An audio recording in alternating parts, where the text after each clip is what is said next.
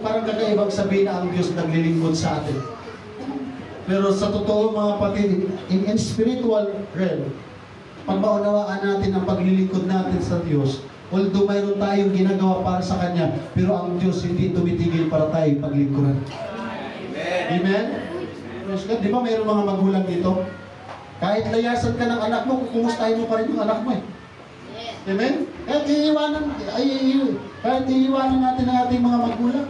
Kahit awayin pa natin yan, tumutulong pa rin sa atin yan. Ang Diyos po ay higit sa ating pong mga magulang. Kaya lahat po sa umagang ito, kung tayo po'y naniniwala sa kapangyarihan ng Diyos at kapangyarihan ng sinasabi ng Biblia, habang tayo po ay nangangaral at nagbabasa ng kanyang mga talata, alam ko po ang bawat isa sa atin mayroong pangangailangan. May kailangan sa atin pong pangangatawan, kailangan pagalingin, maraming kailangan resolbahin sa atin pong mga buhay. Kung tayo po'y mayroong pananampalataya na ang Diyos na ating sinasamba ay Diyos ng himala, mga kapatid, mayroon pong mangyayari sa atin pong mga paglilingkod sa Diyos. Amen? Yun nga lang pagpunta natin dito sa araw ng linggo, kahit may sakit ka, himala mo. Amen? Praise the Lord. Amen? In this weeks, mga kapatid, ay grabe. Naglilingkod ka man o hindi, mananampalataya ka man o hindi, healthy ka man o hindi, mayaman ka man o hindi, nakakaranas ng mga pagsubok, nakakaranas ng sakit, nakakaranas ng problema. But the good thing is, ang church ay welcome, ang presensya ng Diyos, tayo po'y laging wini-welcome ng ating pong Panginoon. Sabi nga ng Bible, huwag tayong mahiya na humingi sa Diyos, sapagkat yung Diyos, inihantay lamang tayo para humingi sa Kanya. Amen? Now, mayroon po akong babasahin sa Bible, and I pray mga kapatid, na mag-pray kayo para sa inyong sarili, and I pray for myself. Na yung himala ng Diyos, yung power of God, mag-manifest sa atin. Amen. Kasi po, isa po sa katunayan na tayo po'y naglilingkod na totoo yung Diyos nating sinasamba, yung naghimala siya sa ating mga buhay. Praise the Lord. 1 Corinthians chapter 12, verse 4. Ngayon may iba't ibang mga kaloob na tapwat ay isang espiritu. At may iba't ibang mga pangangasiwa datapwat ay isang Panginoon. Sa verse 6, may iba't ibang paggawa, datapwat ay isang Diyos na gumagawa ng lahat ng mga bagay sa lahat. Yun bang mga bata natin sa likod may pagkain? Medyo lang umaatungal sila mga kapatid, bakit gutom na sila? Oo. Alalayan natin yung ating mga anak, baka nandyan sa kanila yung magiging future superintendent, general superintendent, district presbyter, no? Baka nandiyan sa kanila yung pag nagsalita, naayas kagad ang demonyo. Naglalakad pa lang, ikaripas na yung mga demonyo. Baka yung nandiyan sa kanila, yung patay na, ililibing mo na lang, mabubuhay pa. Baka nandiyan sa kanila mga kapatid, kung wala sa atin. Amen? Praise the Lord. At salamat kay Sister Bless. No? Ngayon di mo na siya tumutugtog mga kapatid, gawa ng talagang sa school may pasok. Brother Ryan, pray for complete healing. We pray for complete healing. At huwag po kayong madidistract sa nagbibideo natin mga kapatid. Baka may magsabi, ano ba itong simbahan na ito? May nagbibideo man, ibis na nagpupuri. Yan po talaga, ibinigyan natin ng lisensya mga kapatid. Dahil marami pong nagre-request maging sa ibang bansa. Pastor, hindi man kami nakakapag-charge, pero pag nakakapanood kami ng mga live sa FB page ninyo, bless na bless sila mga kapatid. Makikita tayo doon, taga-ibang bansa, nagpiprayer request sila. Dahil kailangan talaga ng Diyos ang bawat isa. Amen? At mayroon na pong nagbigay ng kanilang, anong tawag doon? Yung stars, na ang kapalit ay, nakamagkano na ba? Kaya na ba ipabili ng isang pinto? Loobin ng Diyos mga kapatid, bukas magpapagawa na tayo dito sa likod, sa church natin. Loobin ng Panginoon, papalagyan din natin ng aircon yung mga bata dyan. Para may aircon din sila. Para maramdaman ng mga bata na love natin sila. Okay. So wala po dapat madidistract kung mayroon nagbibideo dahil ang atin pong FB page ay napakarami ng followers. Amen? Hindi dahil sa maraming gwapo at magaganda, lahat gwapo, maganda, lahat. Pero ang tinitingnan nila doon, yung konsepto ng video natin, for the glory of God. Amen? Sa verse 7, datapwat sa bawat isa ay binibigay ang paghahayag ng Espiritu upang pakinabangan naman. Sapagkat sa isa sa pamamagitan ng Espiritu ay ibinibigay ang salita ng karunungan at sa iba'y ang salita ng kaalaman ayon sa Espiritu. Sa verse 9, at siya'y nagsabi sa akin, ang aking biyaya ay sapat na sa iyo, sapagkat ang aking kapangyarihan ay nagiging sakdal sa kahinaan. Sa lahat ng nanghihina, may solusyon ng Panginoon. Kaya't bagkos, akong nagpupuri na may malaking galak sa aking kahinaan upang manahanawa sa akin ang kapangyarihan ni Kristo. Sabi ni Apostol Pablo sa verse 10, kaya nga ako'y nagagalak sa mga kahinaan, sa mga pagkaapi, sa mga pangangailangan, sa mga pagkakausig, sa mga paghihinagpis, dahil kay Kristo, sapagkat pagka ako'y mahina, ako nga'y malakas. Ako'y naging mangmang, pinilit ninyo ako, ako sana'y dapat ninyong purihin, sapagkat sa anuman ay hindi ako naging huli sa lubhang mga dakilang apostol, bagaman ako'y walang kabuluhan. Wow, tayong lahat ay walang kabuluhan, but the grace or the mercies of God, amen, ay patuloy na sumasagana sa bawat isa po sa atin. Tama ba yung binasa ko? Or malayo? Anong books yung binanggit ko, mga kapatid? Ha? May nagsasabi first, may nagsasabing second. Second Corinthians? Yung una. Parang mali yata yung binasa ko, mga kapatid. First Corinthians, oh. Sabi na nga eh. Huwag sa Bisaya pa, gipasagdan lagi ko ninyo mga igsoon ng mga padayon. Mas po na to. 1 Corinthians chapter 12 verse 4. Ayan. Tama yun dito 1 Corinthians. Sikat. Kaya pag nagkamali ang pastor, mali rin kayo. Diba? Praise God. Kaya hindi dapat tayo magkakamali, mga kapatid. Alam ko may gutom na. Praise God. Pero alam ng Diyos, mga kapatid, kung ano yung nararapat sa atin. Ngayon may iba't ibang mga kaloob na tapwat isang espiritu. Kaya po, ito po ay sa atin po mga baguhan. Mayroon tayong naririnig na nagsasalita ng iba't ibang wika na parang pakiramdam natin, parang natakot tayo, parang ano ba yan, nababaliw na, bakit ganyan ang sinasabi? Baka hindi kumain yan, baka kulang sa tulog, kung ano naisip natin. Biblical po yun. Dito sa 1 Corinthians chapter 12, ito po sinasabi, ngayon may iba't ibang mga kaloob na tapwat isang espiritu, at may iba't ibang mga nangangasiwa na tapwat isang Panginoon. At may iba't ibang paggawa na tapwat isang Diyos na gumagawa ng lahat ng mga bagay sa lahat. Datapwat sa bawat isa ay ibinibigay ang paghahayag ng Espiritu upang pakinabangan naman. Sa verse 8, sapagkat sa isa sa pamamagitan ng Espiritu ay ibinibigay ang salita ng karunungan at sa iba'y ang salita ng kaalaman ayon din sa Espiritu.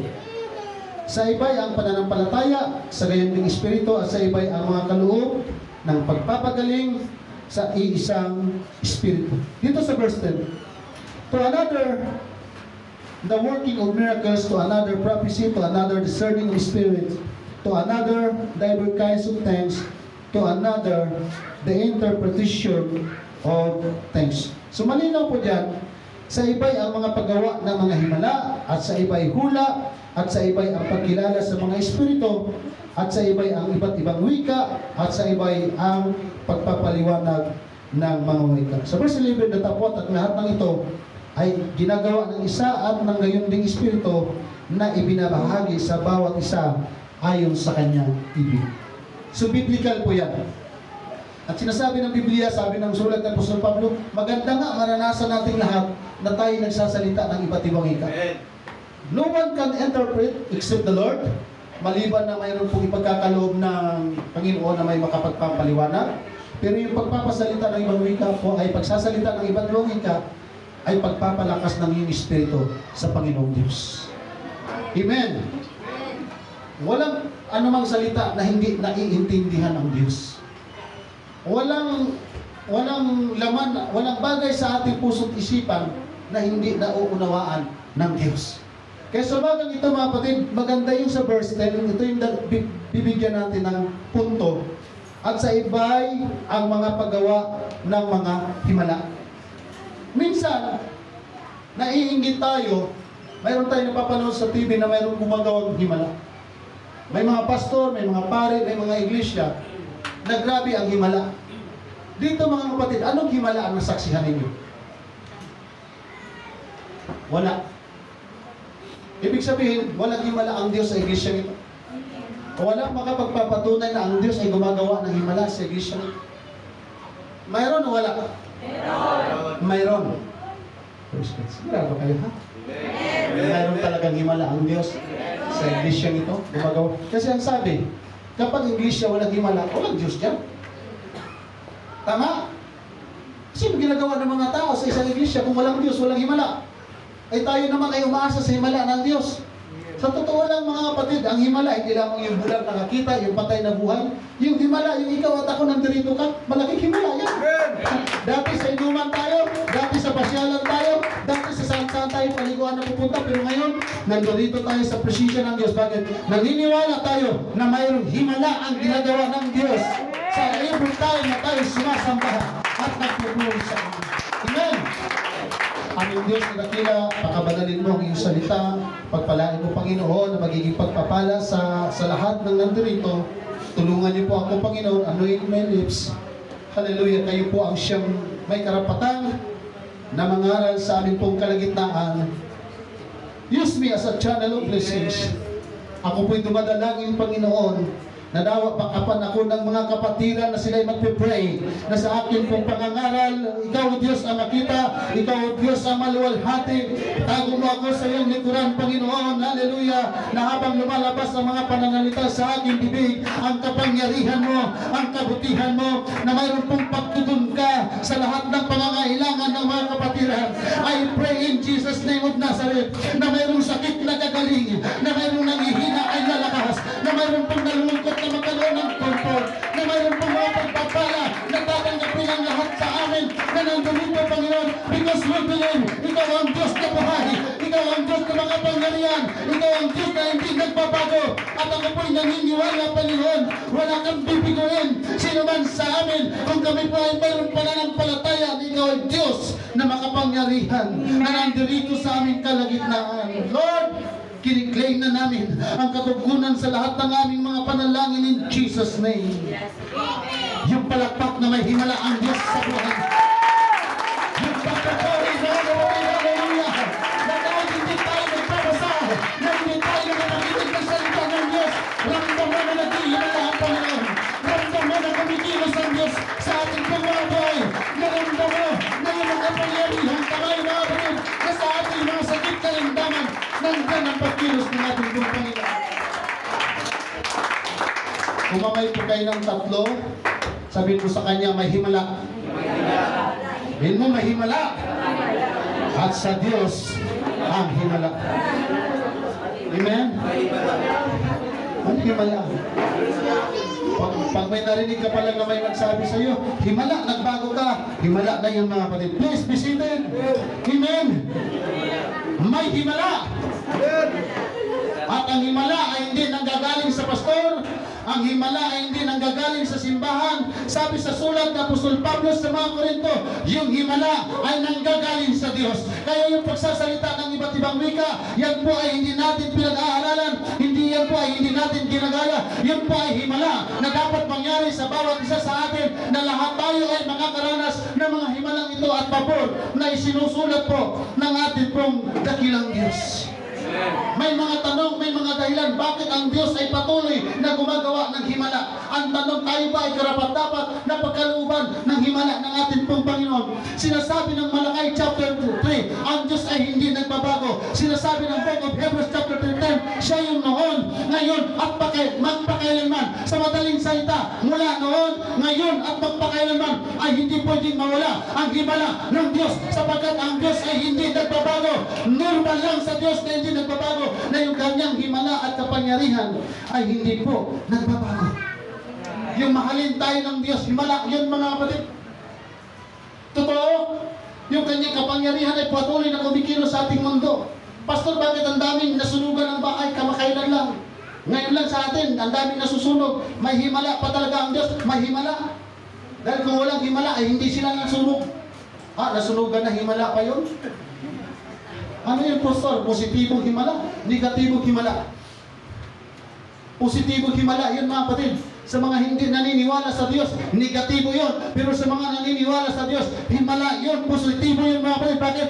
Mahal lang ng Diyos yung mga taong nasunugan at marahil binibigyan sila ng warning ng ating pong Panginoon na sa ating kayamanan, hindi tayo pwedeng magmalaki at magmamataas dahil maraming mga mayayaman, hindi man lahat, milyon-milyon ang bahay, wala sa simbahan, hindi nakikinig ang salita ng Diyos dahil mayaman, pero salamat nagpapadala ng mga pagsubok at sakuna ang ating pong Panginoon. Himala yun sa kanilang buhay na mabigyan sila ng warning na lahat ng bagay sa mundo nito ay mayroong katapusan, mga kapatid.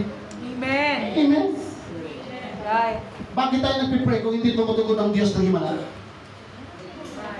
Number 1 sa Bible, mga kapatid, ang himala ng Diyos kumikilos doon sa mga taong nagpipray at nangangailangan.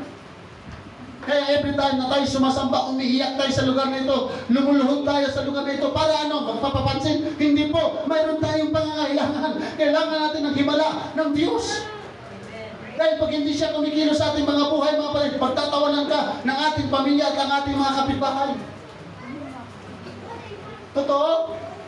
Kaya mula ngayon, hanggang sa atin kung saan tayo abutin sa paglilingkod sa Panginoon, huwag na huwag tayong nahihiya na nakalungsid, nakabarong, nagbibihis ng maayos, nagpupuri sa atin ng Panginoon. Bakit? Ang Diyos na ating sinasamba ay gumagawa ng himala. Amen.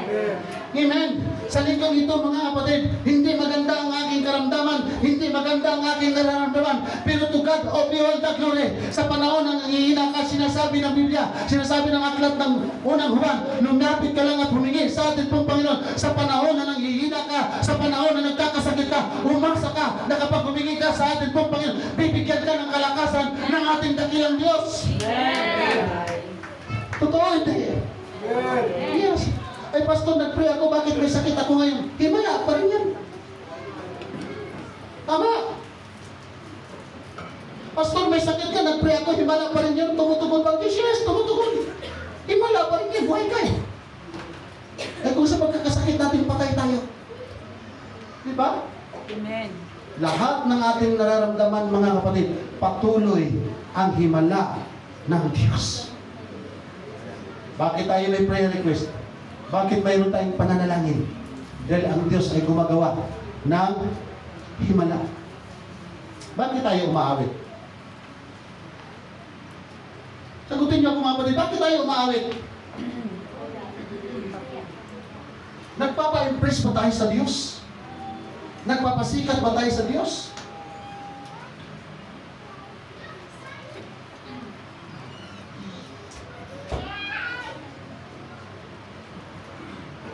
Dahil ang Diyos may ginagawang mabuti sa atin. Amen. Sinabi, bakit siya magsasayaw? Sige, David, kahit pinagsabihan ng kanyang kabit asawa? Asawa? Sigurado kayo? Yes. Anak niya rin sa asawa? Kahit pinagkatawanan siya, nagsasayaw? Bakit? Naghimala ang Diyos sa buhay niya. Kahit dito man sa atin, mga kapatid, huwag tayong mahiyang sumayaw na magpuri sa atin kong Panginoon. Maliban na lang sa mga baguhan. Pero ang mahirap, kung mga baguhan na malakas sumayaw, tayo mga dati, hindi na sumasayaw. Kaya nga sabi ni Pastor Sir Joel Ayuda, nung nangangaral siya, hindi ko makakalimutan. Nawa yung mga Krisyano, araw-araw nagbunagin. Kasi nung katagalan na nagbunagin, kailangan pag-i-born ng Holy Spirit, pag magpupuri sa Panginoon. Amen. Naranasan niyo ba, mga kapatid? Nung bagong convert tayo, yung bagong nagpupuri tayo, wala kang pakialam, sigaw ka rin, praise the Lord, hallelujah, para maubos na natin yung lugar nito sa kasasayaw. Bakit natin ginagawa yun? Kasi nakaranas tayo ng himala ng Diyos. Tapos pagkatagalan na, dati grabe natin magpuri, sumayaw. Sabihin natin na. Sabi nga ni Sister Chat, dapat di tayo napapagod. Di tayo nalulungkot. Kahit may sakit, may pinagdadaanan, hindi tayo napapagod, hindi tayo nalulungkot, sasamba tayo at nagpupuri. Dahil ang Diyos ay hindi tumitigil sa paggawa ng himala. At hanggat hindi tumitigil sa paggawa ng himala ang ating Panginoon, ibigay natin yung pinaka-the-best. Kahit ang ating nararamdaman, ibigay natin basta para sa Diyos. Bakit tayo tumatalon? Para tatangkad? Sagutin niyo ako mga patibaka, para bakit tayo tumatalon? Bakit tayo lumunod? Bakit tayo umiiyak? Hindi para sabihin, magaling tayo umiyak, para magaling tayo lumod, para magaling tayo magalang. Hindi, dahil gumagawa ang Diyos ng himala sa ating pong mga buhay. Salamat sa LA lang, nagkaroon ng malaking sunog, mga kapatid. Salamat sa kanila lang naranasan yung tayo, hindi. Parang hindi kayo kumbinsido. Check niyo po ang inyong mga sarili ngayon. God is here. According to the Bible, kapag mayroong nagpupuri, nag-i-enjoy sa Espiritu ng Diyos, nandoon ang Diyos. Amen. Ngayon, pag mulay-mulayan natin, mula nang na-convert tayo, hanggang ngayon, talaga bang naghimala ang Diyos sa buhay niyo at sa akin? Kasi po mga kapatid, pag nakita natin ang konsepto na ang Diyos ay gumawa ng himala sa buhay natin, amen, walang dahilan para hindi tayo masaya at nagpupuri sa atin po dakilang Diyos. Kaya every time na tayo nakakapakinig sa natin, yun ang ating sinasabi, hindi na tayo hinihintay na utong sa pagkumalakpak, hindi na tayo hinihintay na utong sa magpuri. Bakit kailangan natin magpuri at basta dahil naghimala siya sa ating mga buhay? Amen. Yung hindi tayo sumimplang sa motor, salamat sa Diyos. Yung hindi nabangga yung sasakyan natin, salamat sa Diyos. Kahit wala tayong pangkain, salamat sa Diyos. Kahit walang pangalmusal, salamat sa Diyos. Kahit walang panggasolina, salamat sa Diyos. At least buhay pa tayo at buhay pa tayo. Amen. Amen. Yung mga taong patay na, hindi na sila makapagpapasalamat. Hindi na sila makakaranas ng himala ng ating Panginoon. Pero ikaw at ako, na buhay, marami pang himala na makaranasan natin. At matanggap po natin sa ating pagkakilang Diyos.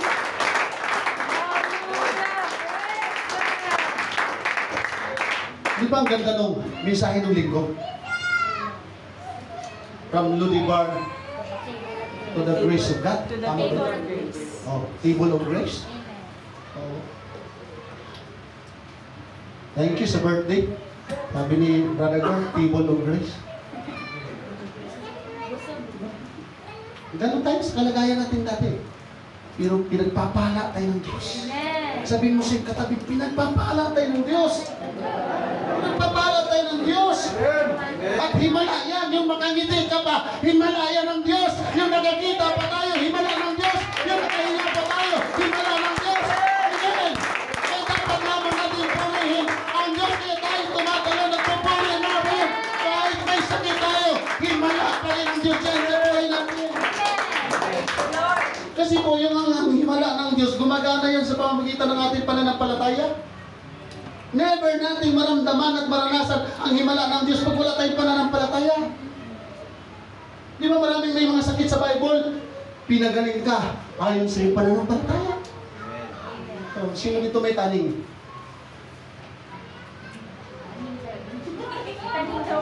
Ha? Taning? In Jesus' name. Marami tayong sakit mga kapatid. Kaya ayaw ko magpunta sa doktor para magpa-general check-up. Kasi imbis na isa lang, ang dami mong malaman. Oh, yes.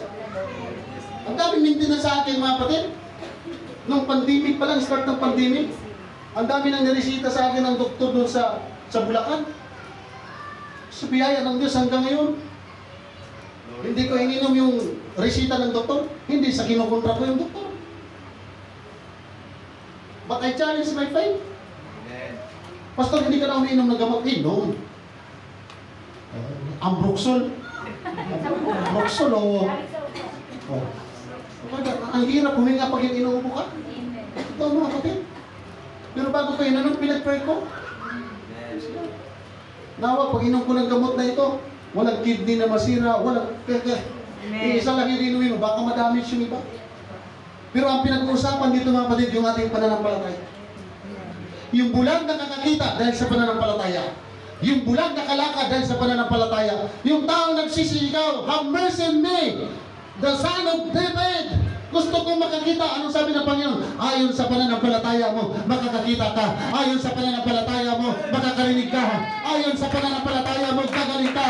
Yung may mga kitang, sabi na bang ayon sa pananampalataya, gagaling ka. Kaya sa lahat ng may sakit, sa umagang ito, magkasama ko.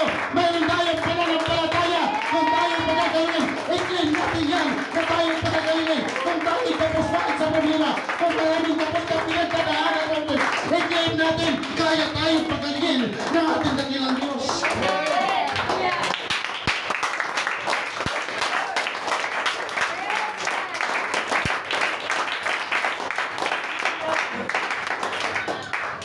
Sabi ng kanta, himala, kasalanan bang ang sunod?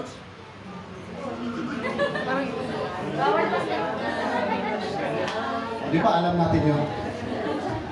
Ha? Di ba alam natin yun? Yes.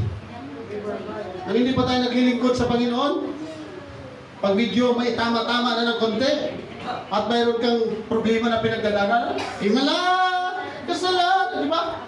Kung ang mga tao hindi naglilingkod sa Diyos, naniniwala ang himala, ikaw pa kayo ako na bautismado sa tubig at sa Espiritu, hindi naniniwala sa himala ng Diyos.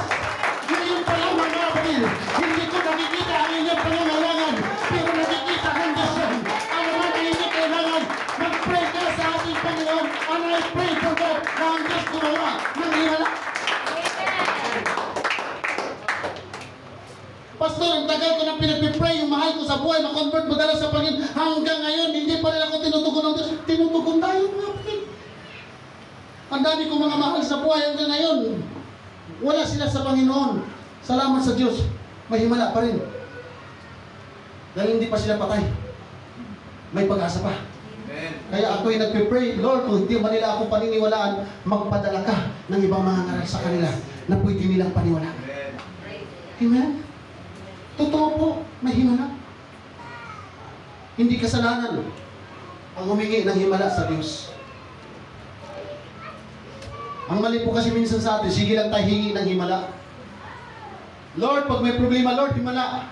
Lord, sa totoo lang mga kapatid, aminin mo natin o hindi, napaka-demanding natin sa Panginoon. Gusto natin, number one, kagad tayo, unahin ang Diyos sa atin kung mga prayer. Lord, gusto ko bahay. Lord, gusto ko sasakyan. Lord, gusto ko magandang damit. Lord, gusto ko magandang sapatos. Lord, gusto ko. Ang tanong ng Lord, eh paano naman yung gusto ko?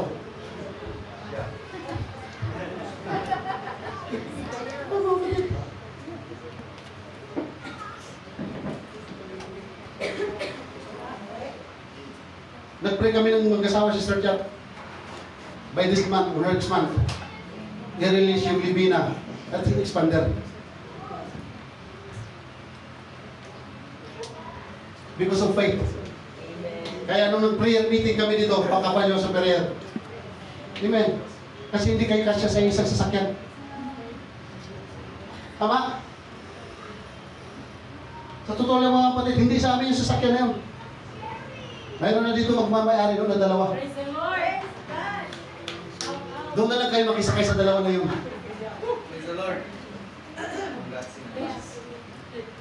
Yung nagkaroon kami ng Antigua mga kapatid, himala ng Diyos yun at pinagmamalaki ko yan dahil wala kami ang pera, pero himala ng Diyos dahil may prayer tayo. Kaya nga sa prayer meeting mga kapatid, nakita ko yung mga prayer warrior, nakita ko yung may pangangailangan at tayo lahat may pangangailangan. Isa lang ang solusyon sa kailangan natin na himala ng Diyos. Manalangin ka sa umaga nito, magpipray ka natin sa umaga nito dahil ang himala ng Diyos ay dinadaloy sa mga taong nagpipray.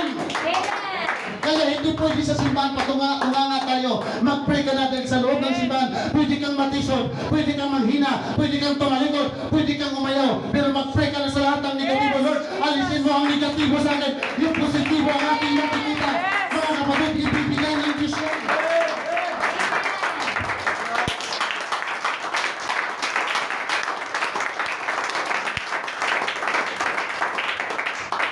pa rin kayo kumbinsido, mga kapatid, kung hindi pa rin kayo kumbinsido sa sinasabi ko, hindi ka pa humihingi. Ang Diyos ay nag-himala na.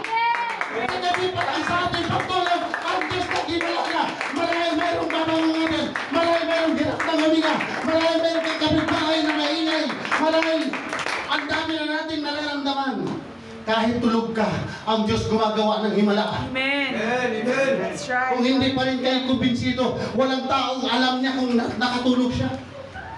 Magulat ka na lang pag nakatulog ka, pagising ka, ay nakatulog pala ako.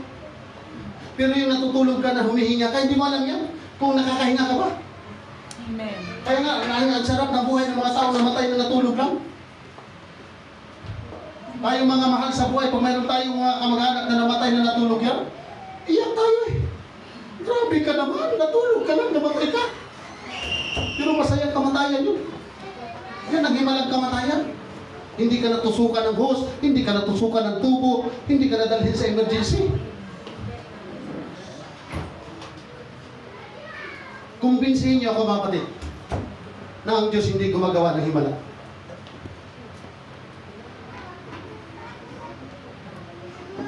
Ang Diyos araw-gabi nagbubumba sa puso natin, nagbibigay ng hangin para isupply ang ating pangangailangan araw-araw. Dahil wala tayong mabibiling hangin para sa baga, wala tayong mabibiling hangin para sa puso. Sa Diyos nang gagaling yan.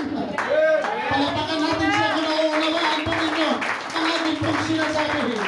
Sabihin ko sa iyong katabi, huwag kang panghinaan sa problema mo. Huwag kang malungkot ang dahil sa problema mo. May solusyon ang ating pong Panginoon. Ang manimala ng Diyos ay patuloy na nangyayari. Mga kapatid, ang malaki lang kasi natin problema, mga kapatid, hindi lang tayo nahingi. Ito po sa atin pong mga estudyante, sa atin pong mga professional teachers, engineers, and doctor. Kapag kayo'y pinagpapala ng Diyos, kahit saan kayo makarating, number 1 nyo, unahin ang ating dakilang Diyos. Yan lang po ang aking maipapayo sa inyo. Kung saan man kayo papalarin at dadalhin ng Panginoon sa inyong mga buhay, kapag pinagpala kayo ng ating pong Panginoon, kahit number 1 hindi nyo kami maalala, number 1 yung alalahanin ang Diyos. Dahil ang Diyos ang siyang gumawa ng himala para tayo lahat ay magtagumpay sa buhay. Amen. Hallelujah. Sabi nga ng isang kapatiran natin sa ibang bansa, Pastor, saan ba ako magta-tithes? Sa'yo, dito sa ibang bansa. Naku, pagdating sa tithes, hindi yan issue sa akin, kapatid. Diyan ka mag-tithes. Kasi hindi man pwedeng kumain ka sa Jollibee, sa McDo ka magbayad. Hindi issue sa akin. Basta't ang mahalaga sa akin, malaman ng isang pastor na kahit saan ka nakarating, naglilingkod ka ng tapat at nagpakatapat ka sa Panginoon. Napakasaya ko bilang isang pastor na yung pinapangalagaan sa aking tupa ng Panginoon na kapag pinagpala na nakarating sa ibang bansa, naaalala pa rin ang kabutihan ng Diyos, mga kapatid. Yes, nangangailangan tayo ng pera, pero sa paglilingkod sa Diyos, hindi issue ang pera dahil maaaring may solusyon ang ating dakilang Diyos. Walang pangangailangan tayo na hindi kayang ibigay ng Diyos. Palapakan natin siya.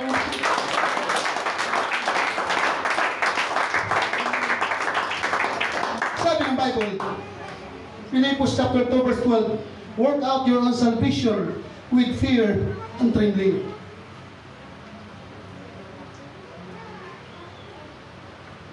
Ang kaligtasan mo at kaligtasan ko, sagot mo yan, sagot ko rin yan. Hindi pwede nating iasa sa ating kapatid, magulang, anak, kaibigan, yung ating kaligtasan. Trabahuhin natin. Kaya kung pinagpapatay lang kagad ng Diyos yung mga makasalanan, sa tingin nyo, sino matira sa atin? Ni kahit sinaw, kahit upaw, walang matira sa atin mga. Ito ba, Brother Jess? Yes, pinapatay kagad tayo ng Panginoon, walang matira sa atin. Pero salamat sa himala ng Diyos. Damo na nagkakasala ka, doon niya lalong pinapalawak ang kanyang pangunawa at pagmamahal at binibigyan tayo ng tsansa ng ating pong Panginoon na sa ating pagkawalay, muli tayong makapanumbalik sa Kanya. Himala yun, mga kapatid. Amen. Amen. Hallelujah. Hindi na tayo katanggap-tanggap sa tao, sa Diyos pa kaya? Pero yung hindi katanggap sa tao, pag sa Diyos ka lumapit, tanggap ka ng ating dakilang Diyos. At ang sabi ng Bible, hindi marunong manumba ang ating pong Panginoon. Kaya nga binigay sa atin na ilustrasyon, yung sa prodigal son.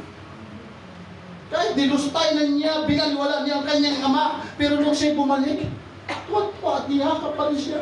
Ganun po ang kalagayan natin sa harapan ng Diyos, mga kapatid. Kaya every time na nandirito tayo sa loob ng pananambahan, himala yan ang ating pong Panginoon na salamat nakarating tayo, salamat buhay tayo. Amen. Amen. Pero mo siyang katabi, trabahuin mo kaligtasan mo. Hindi pwede si pastor na lang lagi magpe-pray para pagpalain ka. Hindi lang tayo puro prayer request, mga kapatid. Ikaw at ako may tuhod. Ikaw at ako parehas lang ang oras natin. 24 oras. Busy man tayo o hindi, anumang klaseng trabaho natin. Bigyan natin ng espesyal na oras ang ating pangdakilang Diyos. Dahil pag yun ang makita ng ating Panginoon, hindi mahirapan na maunawaan natin ang himala ng ating dakilang Diyos.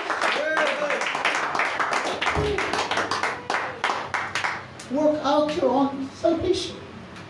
Kahit pagtawanan ka ng magulang mo, kahit hindi na tayo payagan magsimba.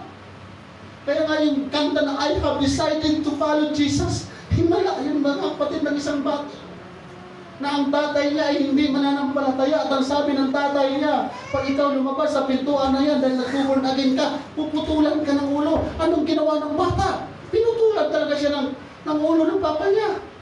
Pero bakit niya ginawa yun? Dahil naghimala ang Diyos sa buhay niya. Sa totoo lang, mga kapatid, hindi natin pwedeng ipagpalit ang ating buhay sa Panginoon kung hindi mo nauunawaan na ang Diyos natin pong pinaglilingkuran ay protektado ka.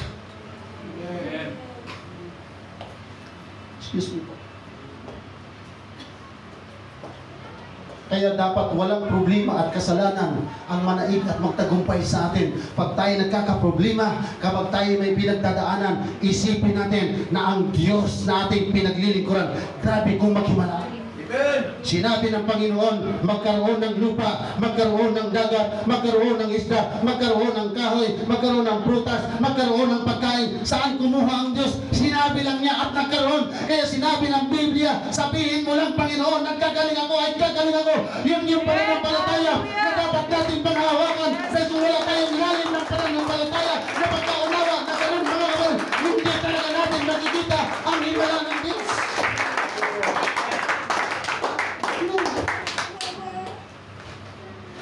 Ito maganda.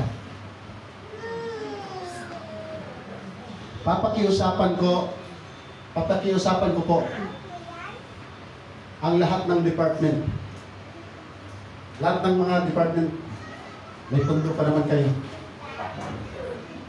Magbibigay tayo ng 1,000 sa kayang manalangin ng 5 oras. Pastor, 1 minuto nga, hirap na hirap kaming tapusin, 5 oras pa kaya? Sino yung makakagawa lang yan? Yung malalim ang relasyon sa Diyos. Kasi po, mga kapatid, i-encourage ko kayo na huwag nang mag-pray kung hindi naghimala ang Diyos sa buhay ko. I-encourage ko kayo na huwag nang magsimba sa church kung hindi ko nakita ang kapangyarihan ng Diyos. Ako na mismo magsasabi, huwag na tayong pumunta sa simbahan kasi walang silbi ang simbahan, walang kwenta ang simbahan kung wala ang himala ang Diyos. Pero nga ang simbahan, kahit may 2, may 3, 4 na natitira, may mga taong tuloy na nagpupuri at kagiling ko sa Diyos. Yun yung mga taong nakaunawa at nakakakita ng kapangyarihan ng Diyos na patuloy na gumagawa. Amen. Maraming nagsasabi na hindi makasurvive ang UPC Hillsview at UPC Malainin. To God be all the glory. Nagkamali sila ng pag-aakala dahil kung lulubin ng Panginoon, mayroong barangay halang nabubuksan. Itatayo ang ating iglesia. Hindi tao ang nagkukontrol sa atin. Hindi tao ang nagdidikta sa atin. Yung kapangyarihan ng Diyos, yung himala ng Diyos, mga kapatid, sa paningin ng iba, hindi kaya. Pero sa Diyos, kaya, mga kapatid.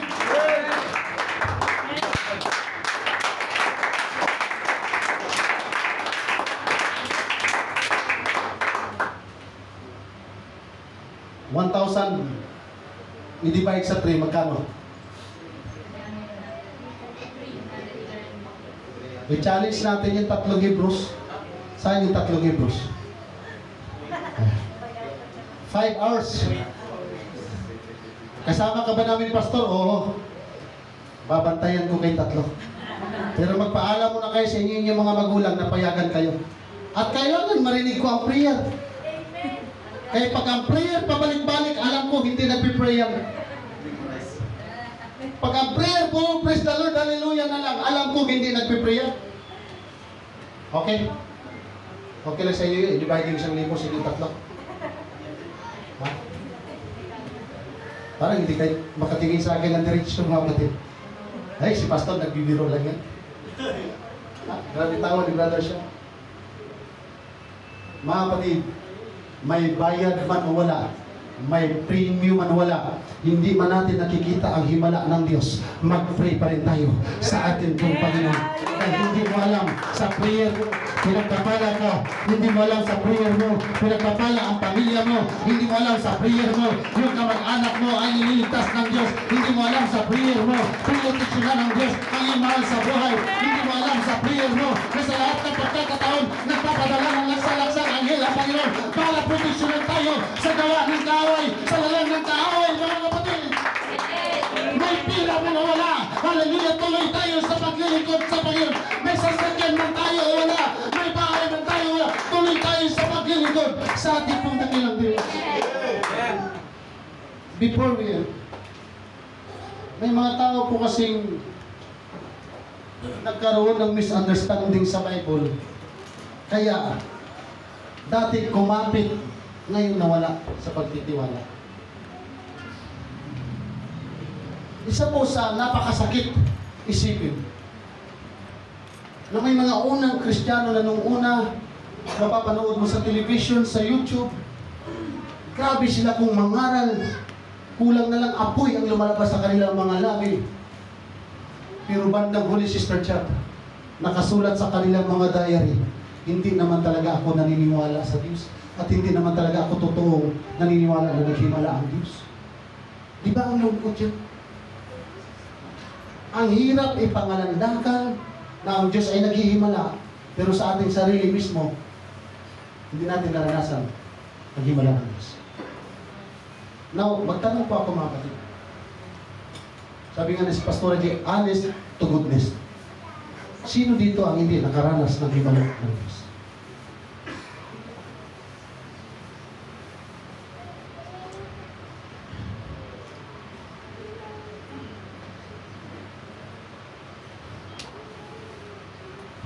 Yun lang ang tanong.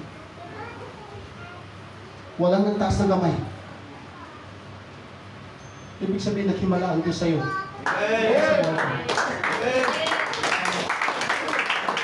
At yung testimony na yan, mga kapatid, ay pilit na aagawin ng kaaway sa buhay mo at sa buhay ko para tumalikod tayo sa Panginoon.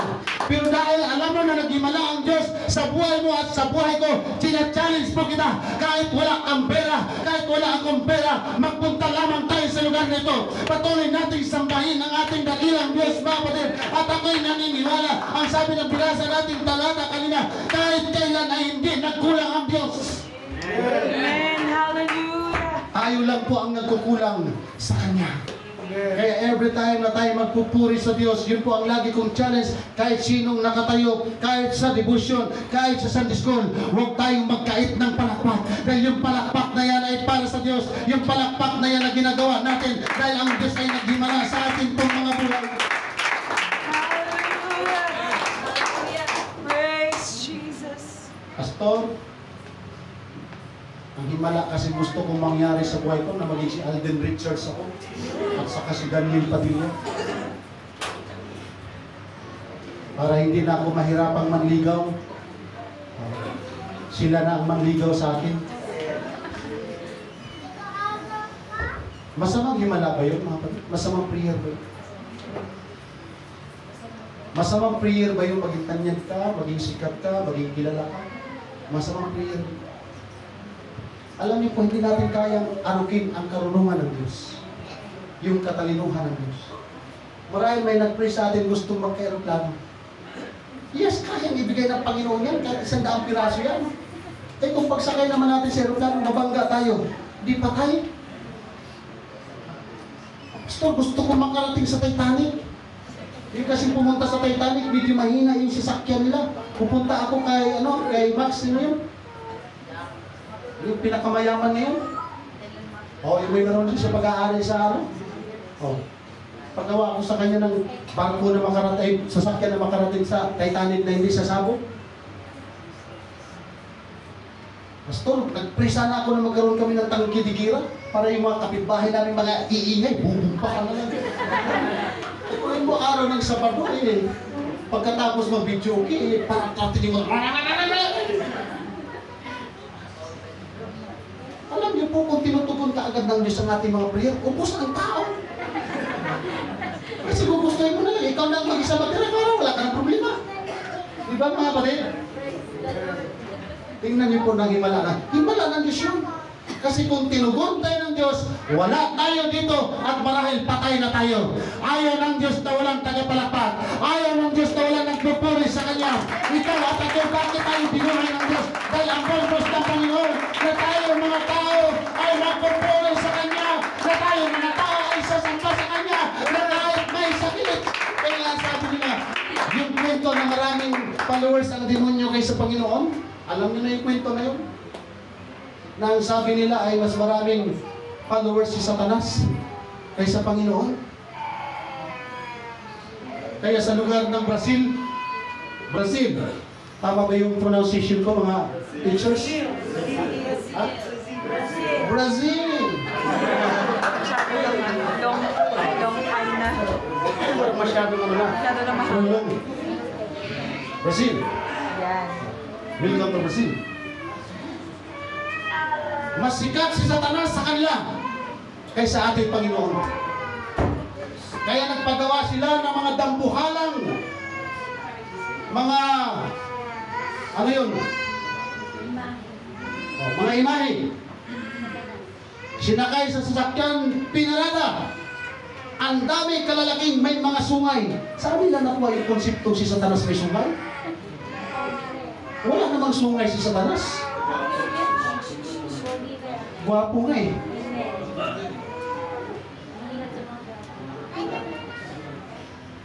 Sabi ni Sister Mariel, sa atin po mga magaganda din dalaga, mag-ingat sa mga wapo.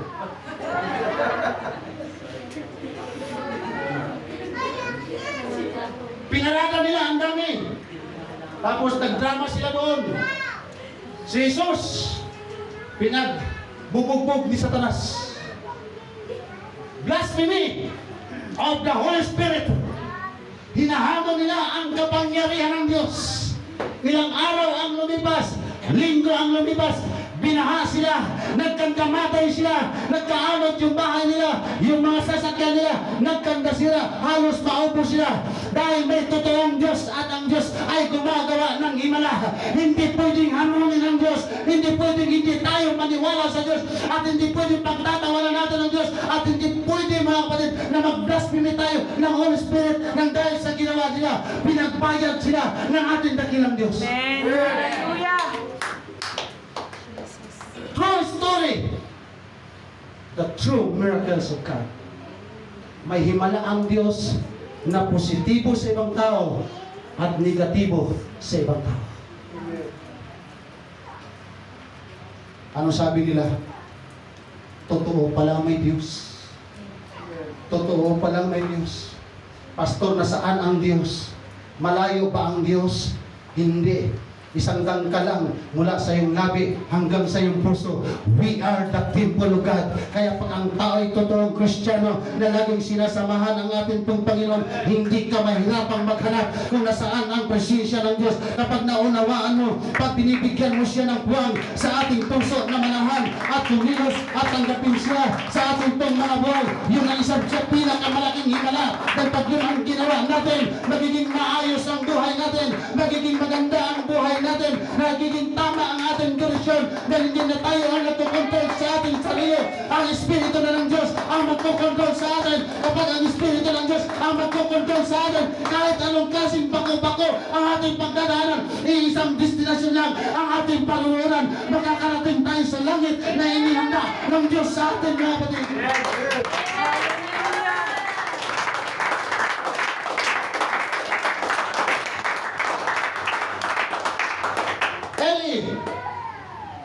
Isa sa number 1 sikat na lugar sa buong mundo. Ano ba yung LA? Los Angeles. Kaya kayo nang pinabasa ko mga kapatid. Kasi kung akong pabasahin nyo dyan, ang hilis man. Kaya Los pag alisin mo yung AS, ang matira angel. Los Angel. Sino nakatala doon? John Cena, Kevin Durant, Kawhi Leonard. Nag-imbestiga ako kasi hindi ako mapakali nung sinabi ni Sister Beth ko, ano ka totoo? Totoo nga.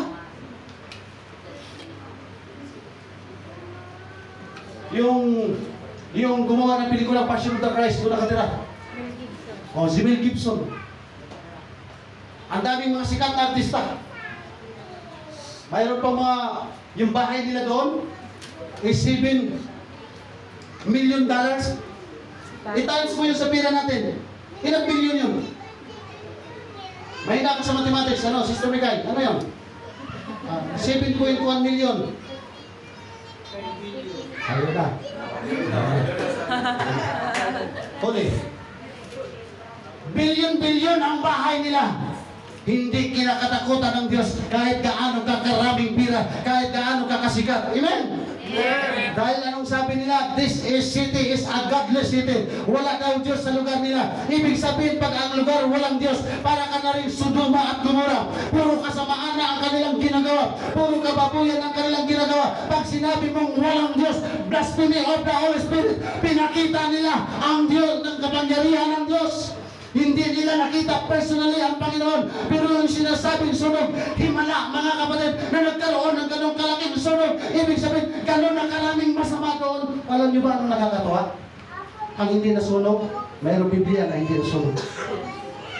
Mayroong mga tupa na hindi nasunog. Amen. Amen. Grabe, iyak na iyak yung may-ari ng tupa. Sabi pa dito sa mga tupa, oh baby. Nakakala naman yung mga tupa na yun. Grabe, iyak niya, niyakap niya, inalikan niya, oh baby, where did you tago-tago?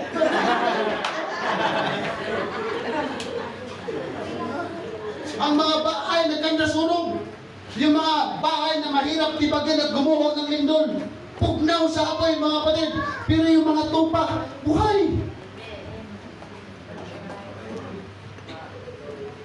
Bakit niligtas ng Diyos yung mga tupa? Napalibutan na ng sunog eh. Bakit niligtas ng tupa? Dahil mayroong nagmamay-ari ng tupa na nananalangin. Amen. Anong sabi nung may-ari ng tupa? Oh, thank you God, thank you God. You are merciful, you are powerful, you are miraculous God. Yung mga tupang ito walang pagtataguan, yung mga tupang ito walang mabubutuhan. Pero buhay ang mga tupa. Mga kapatid, sabi ng kanta, dumaan ka man sa tubig, dumaan ka man sa apoy, basta't Kristiyano at naglilingkod sa ating dakilang Diyos. Protektado ka! Protektado ka ng ating pagpapalayan! Marami na natin na doon binuhay ng Diyos dahil binibigyan pa sila ng isa pang pagkakataon ng ating pangdakilang Diyos. Yan yung sinasabi ko, positibong himala sa iba, negatibong himala sa iba. Praise Jesus. Hallelujah. Bilyon-bilyon ang kanilang kinikita. Hindi naman siguro lahat, pero hindi sila makaalala sa Diyos. Alam niyo ba mga kapatid, kapag tayo pinagpapala, hindi naman sa atin yung pagpapala. Binibigay ng Panginoon yan para gamitin sa kanyang gawain. Amen. Amen. Suportahan natin ang UPC Malainin. Suportahan natin ang UPC Halam. UPC Halam, today. Alisin natin yung konsepto, mabahala kayo, magpayunirin doon, mamatay pa kayo dyan sa gutom lang. Pag wala kayong masahin, Sister Jen, magsabi lang kayo, mag-special opening tayo. Pastor, wala kayong pagkasabi lang, magsabi lang. Huwag natin iwalana sa mga payunirin, sa magpapastor, mga kapatid. Napakawalan lang natin silang parang mga kambing doon at bahala na kayo, mabuhay ba kayo o mamatay? Hindi. Ang nanay, kahit iiwanan ng mga anak yan, magpapakain ng nanay. Amen.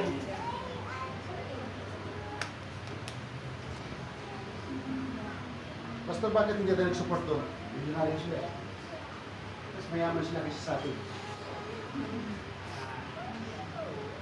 Sa lahat lang ng wala, magtaas lang ng kamay, wag lang pera. Pero marami tayong mga kapatiran dito, mga kapatid. Hindi ko na po babanggitin ang kanilang mga pangalan. Very generous. Talaga, Pastor, paano namin makikilala? Mag-pray kayo. Pag nag-pray kayo, Lord, sino ba yung sinasabi ni Pastor na mga kapatiran? Pastor, mahirap bang lapitan? Hindi po sila mahirap lapitan. Hindi pa kayo nakalapit, binibigyan na kami. Pastor, sino yan? Kunin nyo na lang sa prayer, mga kapatid. Sa prayer. Father Jimmy, Sister Jen, pag kayo may sasakyan, huwag kayong magkait kung sinong sasakay sa inyo.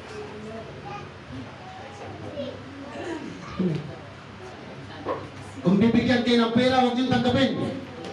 Pastor, pag gasolina, tanggapin niyo. Pag gasolina yan.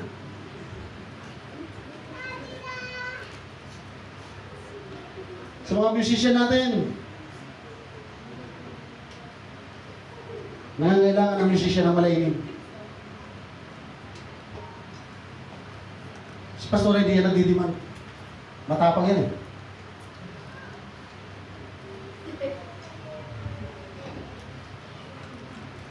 Pero pwede tayo magkusa. Mga nanay, yung inyong mga anak na very talented,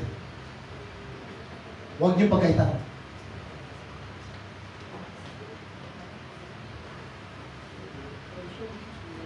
Pastor, ba't di ka nagpapadala ng musician sa malainin? Mga kapatid, mahirapan kasi ako magsabing magpadala doon. Sige, punta kayo doon, tapos hindi ako in-invite ng pastor doon. Pero pag sinabi mo, brother, pastor, kailangan ko musician. Bahala kayo mga musician. Di ba nag-apply kayo? Ayun, nagtrabaho eh. Ay, pastor, magtatrabaho kami sa Panginoon. Oo! Magkano sweldo namin? Ang laki! Hindi ko kaya ibigay yung sweldo ninyo. Ang Diyos ang magbibigay, mga kapatid. Pastor, paano kami bibigyan ng Panginoon? Hindi mo namin siya nakikita. Pagpapalain ka. Bibigyan ka ng magandang income. Bibigyan ka ng magandang trabaho. Amen.